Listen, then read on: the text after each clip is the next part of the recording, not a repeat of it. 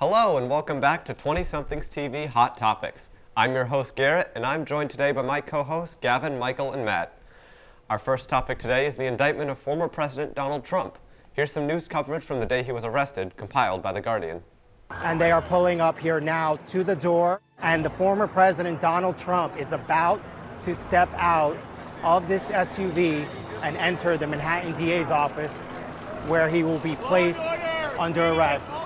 Former President of the United States, frontrunner for the Republican nomination for President of the United States, is now under arrest. I mean, Martha, if you had told me that you can pay off a playmate and an adult film star and actually go up in the polling in a Republican primary, I would have told you were crazy. So yeah, Donald Trump has been indicted for lying about money used to pay off Stormy Daniels, who he allegedly had an affair with. Allegedly. Technically it's not confirmed, but I think most evidence points to it being confirmed. So what do you guys think about this? Do you think this investigation is politically charged at all? I think there's a good chance that it might be, just because of, the whole, oh my God, my words just completely, I had a thought and my brain just went, well, somebody else talk for a second. Go on. Yeah, Donald Trump, finally. We got him. No, it's definitely slightly politically charged. Whenever you try a politician, there's always going to be something political about it, no matter what you do. However, I think in this case there is merit behind it, and I think that, to be honest, it's Donald Trump. It's probably he might just pay out of it. So I don't even know if we'll be talking about this in 2 weeks. That's true. I really do think if it's not necessarily politically charged now, it will become a politically charged topic, because I think whatever happens, whatever results of this indictment are, he's going to use that as fuel for a future political campaign. Yeah, we're going towards an election now. Exactly. So I think no matter what happens, if he goes to jail, somebody else is going to use this to fuel their alt-right movement. And if he doesn't go to jail, then he's going to use it to fuel his own thing. So I think it's kind of good that he's getting indicted, because this is some messed up stuff. I almost said the S word. This is some messed up stuff. And it's good that he is getting indicted for it, but I think it's going to probably further any divide in America because of how he's going to use this rhetoric around it. And even if he does go to jail, that doesn't legally stop him from running for president or even becoming president. He could literally be president from prison. There's no historical precedent for this. It would be very goofy, but it would be a little silly and/or goofy if the president was in jail. Just a little goofy. But it is technically possible. So I just think it's what Matt said about this whole divide. I'm thinking back here, and Trump ran for president when I was in high school. I feel old, but I'm not. Yeah. But I remember just feeling how much of a divide there was during that election between the teachers and the students and everyone, and it was bad. And I just fear for whatever it could bring as far as the divide goes, because that was just I personally, I can't stand Donald Trump, but I feel like I'm a decent enough of a person where I'm not going to completely judge someone for their political views, because their opinions. I have mine, you have yours, we respect each other, and you can always listen to the other side of the story, because that's how someone feels, that's what they believe in. But the divide is what startles me. I just don't want to see that happen again. I do think whatever comes of this, I think it might end up being a negative. As much as it is a positive that this dirtbag What's the backlash? Yeah, this dirtbag is getting what's coming to him, but sorry, very, very opinionated here. He's a dirtbag. He's getting what's coming to him, but I think America is going to get a little bit worse out of it. The whole situation is just goofy. Messed up. Totally messed up. Really it's funny. Goofy. It's super goofy.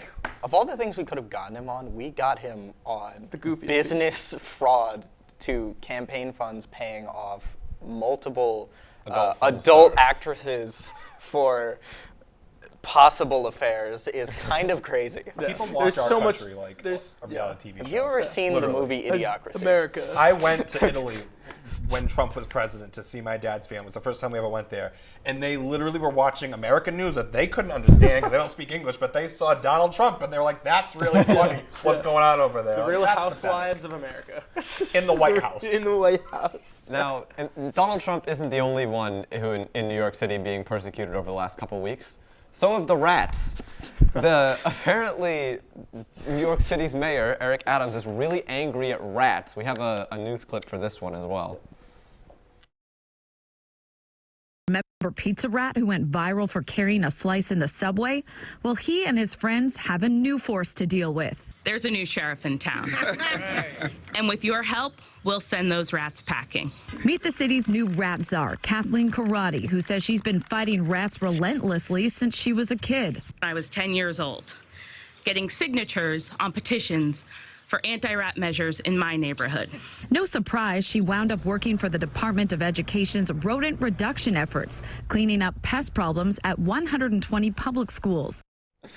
I'm sorry, I'm not trying to tease this lady or anything. Like, good for her, someone's got to do it. But really, when you're 10 years old, you're like, I'm going to kill some rats. Oh, rats! I saw those rats and I'm going for them. Like, This whole woman's life has been leading up to her murdering all the rats in New York City. and the puns that she said in that press conference. Like, this is you a could bit, see her right? smirk. This is a bit, right? They hired an SNL actor, right? Well, no, she has credentials. She's an elementary school teacher. I mean, Who kills rats? Who kills rats? Great credentials. I mean, personally, from what I saw there, that's just a little guy with some pizza. Like, I don't think we should prosecute him. I'm He's not a little sure. guy. The little guys, depending on where the little guys are, could be a little bit like, a little not so good. Like, think about a little guy outside a grocery store. We Yeah. put little guy outside like a healthcare facility. Red flag. Yeah, but I'm gonna just, play devil's advocate here. No. I'm pro rat. Explain. Okay, so the rats did not ask to be brought here on the ships. They just ended up here. And now they're just around doing rat stuff. And we just got to let them cook. We got to let the rats cook. Define cook. We can't control them. Let them cook. Let them do their let them thing. cook. Like in Let 'em do their Ratatouille. thing. Like in Ratatouille. Let them cook. Let them pull out some hairs. I think The chef. I think he's completely right. I mean, they didn't ask to be here. They're just little guys. You know, we had They were the just bubonic exploring. plague because They we were didn't lick enough exploring. rats. The rats were exploring. The rats were like, oh, there's a ship. I'm going to go find new land. Guess what? They ended up in New York City, and now we can't control them. And I think even with Miss Rat Czar in charge, I don't think there's anything we can really do about the rats. But the rats, no matter how friendly looking they may be and how they didn't ask to be here. I pet one. Do I need to whip it out? Oh, God. Do I need to do it? Yeah. I'm gonna need someone to zoom in on my cell phone. But in the meantime, while I'm pulling up a picture, okay? The rats carry diseases, and that's really Yeah. gross, okay? Can we zoom in on this? Which camera do you want? Probably two. Make it work. Make it work. Pull yeah. it in. Okay? No one's doing it. No. No, they just cut him. Guys, you guys are no fun. This is being censored now? Basically, it's a picture of Michael Very holding well, a dead very rat. Well gloved. Yeah.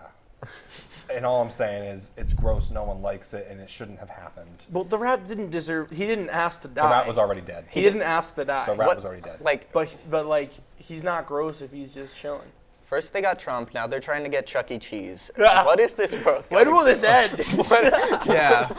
If not even Master Splinter is safe. No, but in all It's reality, a New York staple. I do think the rats have kind of overrun things a little bit, and they're also like the New York sewer rats are like this big. It is a problem, but I really don't think there's much we can do about it. So throwing that much taxpayer dollars towards it, like maybe a little bit of money to help keep them out of the restaurants and the homes and all that stuff, but like you're not gonna get all the rats out of the sewers. Even throwing like $1 billion out of that, like one of the rats will still train a bunch of Teenage Mutant Ninja Turtles, and that might be a good thing because then they can save New York from fucking oops. Oh, Jesus. Jesus And then Christ. they can save New York from Shredder. All right. So those were the two topics that I told you guys about for today, but I do have one more surprise topic that you guys don't know about. We have a video that doesn't have audio here, so if we can pull that up. So this is from Tennessee. This is an emu on the run from the police. So the story here, basically, there they are trying to corner him, but he's getting away. This emu is some sort of track runner. So basically, the story here is there's a software engineer turned farmer named Harry McKinney in Tennessee who his emu escaped, and they had to go get him. This was a 20-mile slow-speed chase across Tennessee after this emu. And apparently it had to jump a 7-foot fence to even get on the run. So, yeah. Stuff like that's happened here, though. Do you remember? There's two things that stick out in my mind. I don't know. There was a cow, right? There was somewhere? a cow that ran through Rhode Island. I feel like I remember the cow. I Last year, remember I the think. cow. And there was also this Was it in wild Coventry pack or of something like that, or turkeys. no? It went everywhere. Everywhere. But in Johnston, there were these turkeys, and they were just like walking along in the middle of the street. They'd plop themselves down and cause an immense amount of traffic. Yeah. And they were on the move for I don't know how long. So that's kind of the similar thing. The police would try and catch them, and as soon as the police guys come, then they just. I actually I saw that on Instagram earlier today. I was like scrolling on my phone, like flipping, like between flipping hamburgers at work, and I was just like, "That's funny." There's an emu chasing from the cops. I'm just like, and it was a long chase too. Like that emu. He's got some serious legs. He's got on some him. legs. He's But at got least some speed. Turkeys and cows are fairly normal, but to see an emu, emu? in Tennessee On the run. You know, Australia lost an entire war to emus. to Yeah. emus. That's Yeah, true. the emu so wars. they cannot be trusted. Emus are. We gotta take their emus. I still do want an emu. I'd love to. I just saw them at the shout out the Umbrella Factory down in Charleston. It's good. My good roommate emus. next year. Yeah. My roommate next year went there and then came back and told me like, hey, I want an emu next year, and I'm like, no, we're not getting an They're emu. so aggressive, but they're so fun. And they can jump over 7-foot fences Oh yeah, apparently. and that's the fun part. All right. You can't stop them. You can't contain them. All right, that's it for today's episode of 20 Somethings TV. Thank you for watching, and we'll see you next week.